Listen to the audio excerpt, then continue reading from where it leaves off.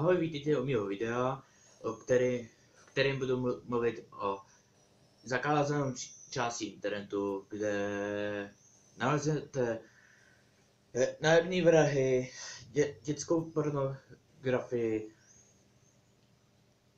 dokonce nějaký hnusárny, když to řeknu takhle. A prostě můžete si tam koupit i nějaké drogy, nějaký kradený zboží třeba, ale taky tam můžete najít jako docela dobré věci, fakt jako docela jakž normální věci, fakt jo. I třeba jako nějaký zakázané knihy, které nevím, jako jak dlouho jsou zakázaný, třeba dejme tomu 10-15 let, nebo i třeba i 40 let. Jako nevím, jako, ale prostě, když to vezmu takhle, jako na tom deep webu a dark webu, je snad ohledně prodej drog, je nejznámější Silk Road, ale teď nevím, jako, jestli bude ještě dohledatelný, což asi z 90% možná bude, ale taky už to asi ne, ale 10% to nebude dohledatelný, nebo jako může to být tak, že už nebude funkční. Jako co jsem četl, tak jako, že už zatkli toho, co to distribuoval, jako co to jako normálně tam jako co jako tam jako dával to, byl nějak zatčený nebo co, nevím, nebo nemám to ověřený.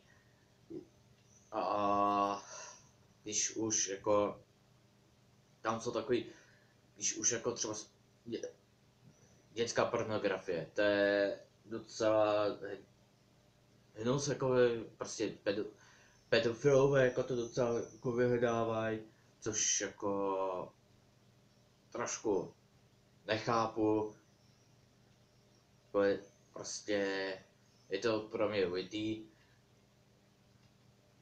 jako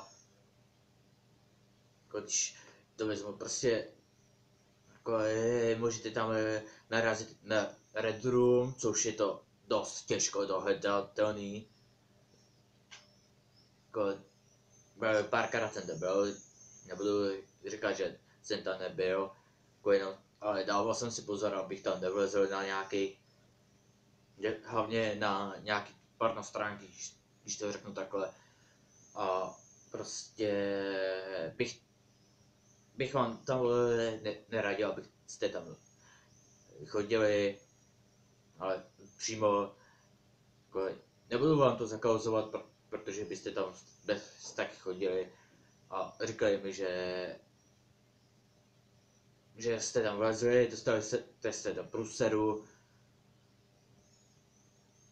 jako, a když z toho jako, máte to strach, že se vám něco stane, dobře pro vás, jelikož je to fakt vohubu, fakt strašně moc vohubu, jako, že když najdete nějaký četovací místnost, kde je to furt aktualizovaný, furt aktivní, jako jak tam se jako ty vrazi o tom baví se o tom fakt a ještě ukazují fotky, jak vychloubají se, jak ty toho člověka zabili, nebo jak to dítě třeba zabili, nebo jak znásilnili někdo někoho. A špatně byste tam jako něco napsali, třeba že jsou šílení, že jako něco v tom smyslu, taky byste se dostali do průseru. Ale taky tam můžete tam najít i vládní spisy, taky průser. Když se vrátím k tomu, když byste tam napsali fakt, že soblázní a takhle, tak vás můžou hacknout, poslat vám mail s vaší adresou, s vaším jménem, prostě přesný údaje o vás a víckrát se navracej a někdo vás najde, jako může napsat klikni na tohleto a prostě tam můžete se jako vy jako třeba z toho ze strachu uděláte, podíváte se a pak jako dostanete se do průseru, protože jako tím, že jako rodina vás zatratí, policie po vás půjde a prostě průser, můžete se dostat do vězení.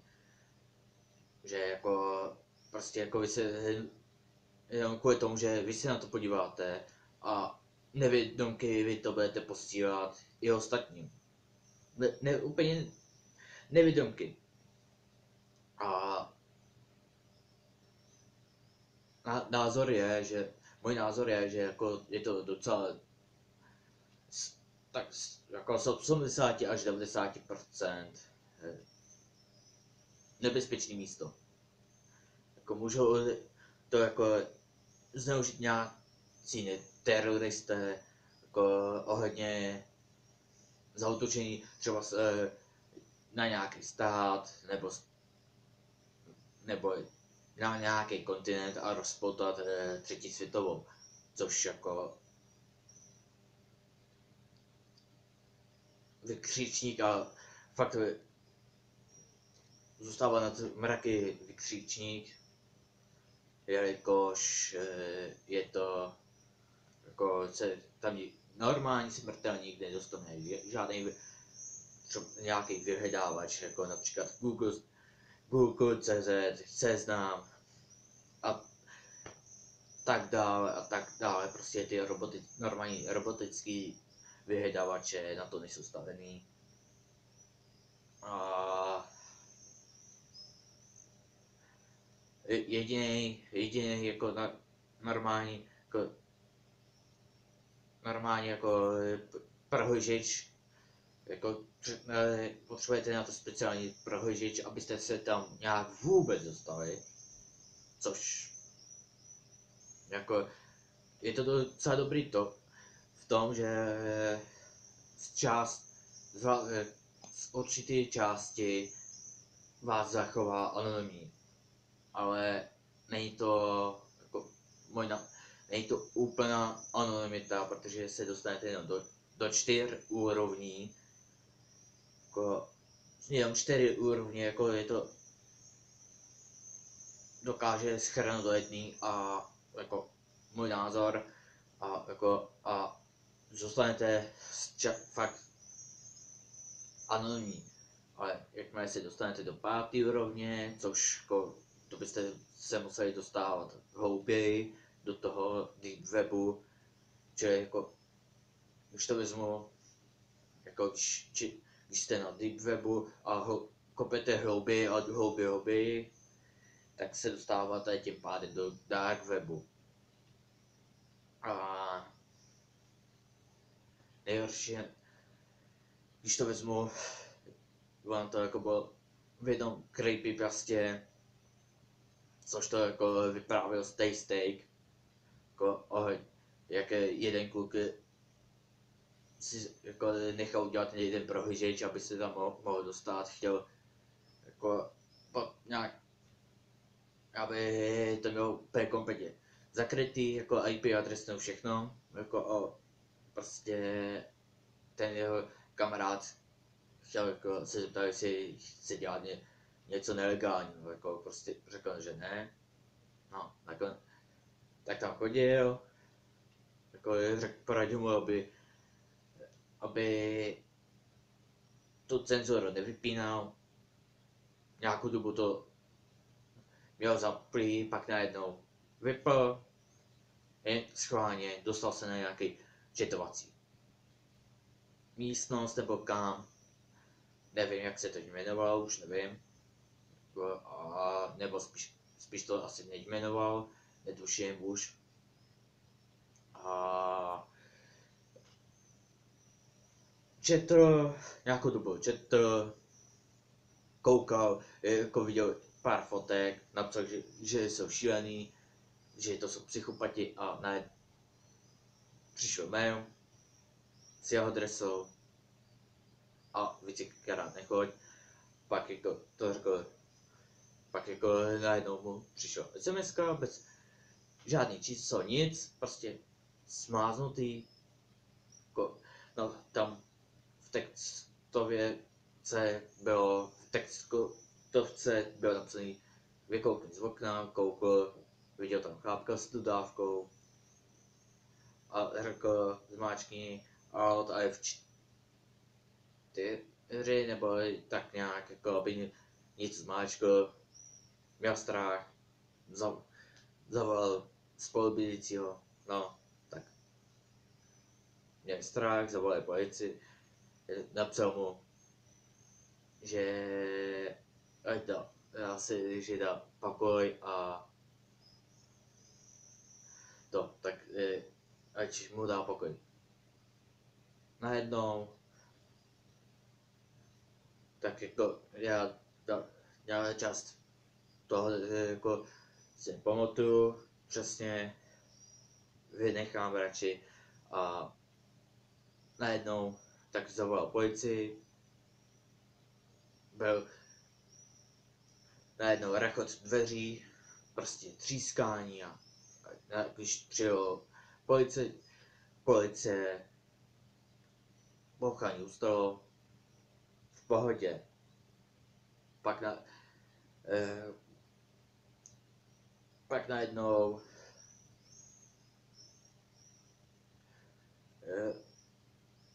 po čase jako nějakou dobu v pohodě, říkal policii, jako kam chodí, co dělá a takhle, prostě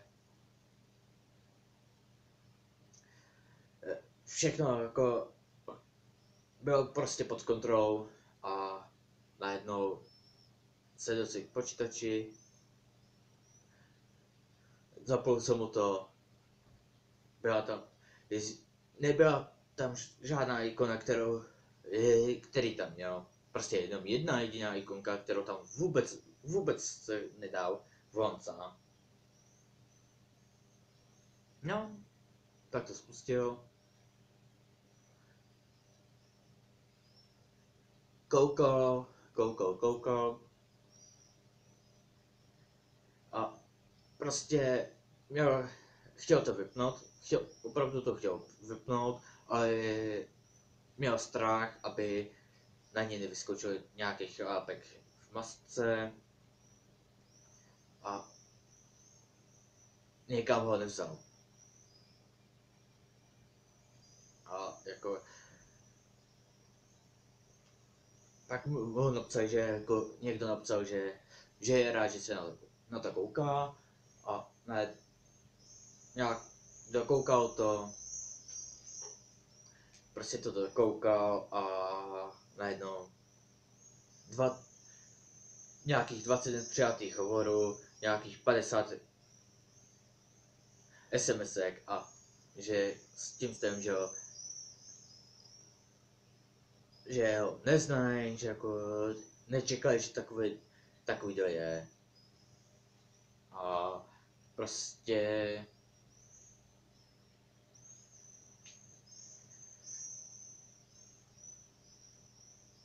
a jako tak pak policie to jako jeho rodině vysvětlila, všem, jako i známým kamarádům, prostě to jako vysvětlila. Kdyby jako opravdu jim neříkal, kde je, co dělá, tak by byl v prdeli, když to řeknu takhle hnusně asi. No, prostě co k tomu dodat? To je snad jako fakt jako jediné, co můžu akorát poradit, je to nechodit tam. může to být nebezpečný. Fakt ne, vohubu to je jako, když to řeknu takhle. Jako, pokud tam polezete, to už je vaše věc. To už jako jediný, co můžu poradit, je to, že abyste se vyhýbali pornostránkám, kupování kradených věcí, zbraní a to je snad jediné, co k tomu můžu dodat. Fakt snad asi jediné, co k tomu fakt opravdu můžu dodat. Jako, fakt upouštím, dávám ruce pryč od vás, jako prostě nevím, jak to říct, abyste tam fakt jako nechodili a fakt jako možná ještě k tomu říct, jako, že kdo vynalezl ten internet, asi netušil to, že k tomu přijde ta část internetu, která bude zakázaná, nebo jestli jako k tomu byl i možná účel, nevím. Kdo ví. Ne, jako fakt jako, když máte strach, jako, že z toho, jako, že se vám něco stane, když tam budete chodit a radši tam nechodíte ani a koukáte se jenom na videa, jak tam někdo chodí a ještě vodíš. Dobře pro vás, že se spíš takhle koukáte na někoho, kdo to takhle ukazuje, ale jsou to taky blbci v tom svým způsobem, že to prochází doma a ukazují to ještě ke všemu.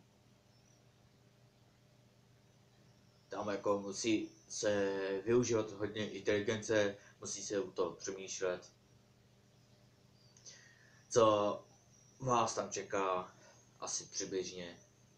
A prostě, když už tam fakt opravdu polezete a chcete něco chcete se tam na něco podívat, tak je snad jediný 3 pravidla, které vám můžu dát. Nekupovat zbraně, nejít na pornostránky a nekupovat tam drogy. Vyhnete se problému. Snad jako se vám toto video bude líbit. A pokud jo, tak můžete dát like, zanechat komentář a v případě můžete dát dislike, když se vám to nelíbilo, můžete se nechat i nějaký hate. To už je na vás. A prozatím se můžete mít fajn.